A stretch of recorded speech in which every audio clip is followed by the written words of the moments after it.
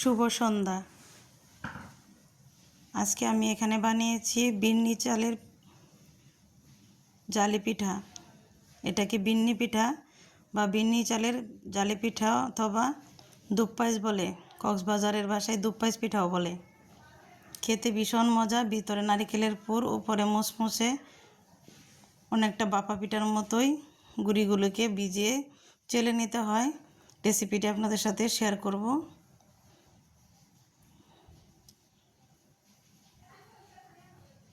সবাই ভালো থাকবেন, সুস্থ থাকবেন। আল্লাহ হাফেজ।